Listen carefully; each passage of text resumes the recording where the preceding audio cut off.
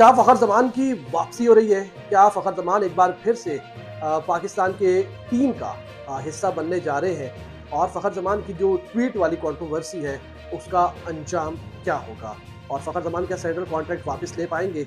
ये वो अहम सवालात हैं जो कि इस वक़्त फैन्स के ज़हनों में गर्दिश कर रहे हैं। गुज़िश्ता 2-3 रोज़ के दौरान उनकी स्टोरी जो है वो हर थोड़ी देर के बाद जो है ना उसके आप कह सकते हैं कि उसका सूरत-ए-हाल उसकी तब्दील हो रही है। कभी कहा जा रहा है कि साया जो है वो उनके जो उनकी पीआर कंपनी है, जो उनके एजेंट हैं, उसके साथ उन्होंने दस्तबरदारी कर दी है। फिर हम देखते हैं कि उनके भाई का जो ट्वीट था वो डिलीट हो जाता है।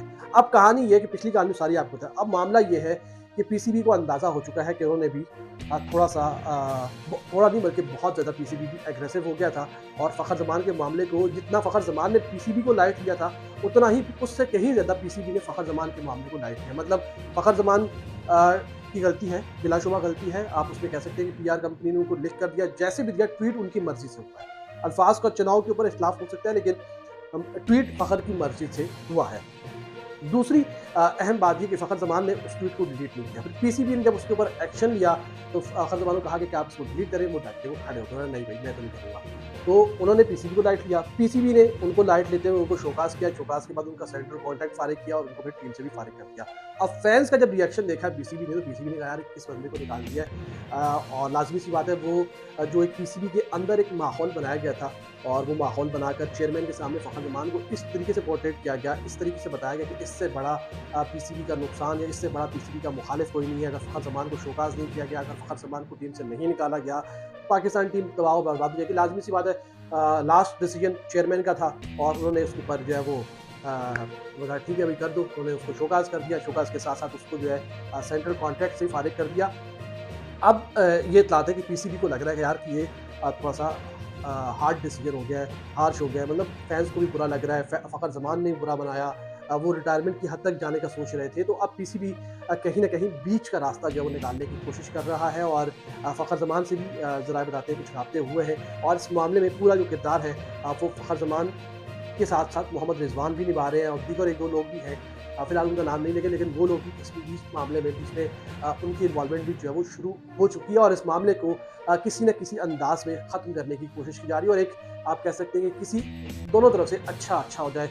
ना पीसीबी का ऐसी कोई चीज़ हो इसका इख्तिताम होने पर और ना ही फ़खर ज़मान होने पर। तो एक अच्छे नोट के ऊपर इस चीज़ को ख़त्म किया जाना ख़त्म करने की जो है वो कोशिश की जा रही है और फ़खर ज़मान के मामले को आप कह सकते हैं कि ये तवालत नहीं पकड़ेगा, लंबा नहीं होगा। इस मामले को यहीं आस-पास कुछ दिनों में आपको अंदाज़ा और पता चल जाएगा कि किस तरीके से मामले को डील किया जा रहा है और फ़खर ज़मान मैं आपको यहाँ पे कन्फर्म कर सकता हूँ, बता सकता हूँ कि जल्द वापस आएँगे क्योंकि पीसीबी को अंदाज़ा हुआ है कि हमने गलत जगह पर जो है ना हाथ मार दिया है और ये जो फायर था ये मिसफायर हो गया, गलत हो गया है और फ़खर ज़मान को वापस लिया जाएगा। फ़खर ज़मान जल्द जो है वापस आएँगे।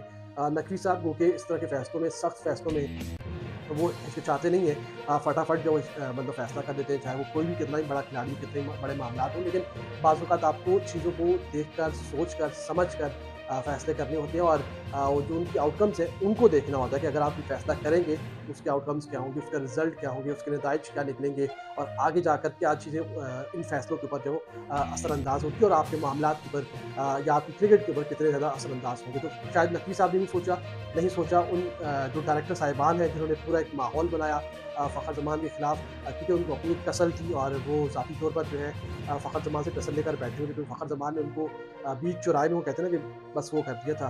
तो उसके बाद से वो ज़ाती टसल लेकर बैठे हुए थे। ख़ैर इन शॉर्ट ये कहानी ये है कि मामले को ख़त्म किया जा रहा है, मामले को रफ़ा-दफ़ा किया जा रहा है और कुछ लोग इसमें इन्वॉल्व हो चुके हैं और बातचीत हो रही है। इधर भी फ़खर ज़मान की तरफ भी और पीसीबी की तरफ भी बहुत जल्द आपको अच्छी खबर मिल जाएगी कि फ़खर ज़मान वापस आ रहे हैं और वो आएँगे, वो पाकिस्तान टीम की पहचान है और जैसे कि मैं बहुत सारी वीडियोज़ में कहता हूँ कि फ़खर ज़मान के बगैर आपकी टीम नामुकम्मल है व्हाइट बॉल की।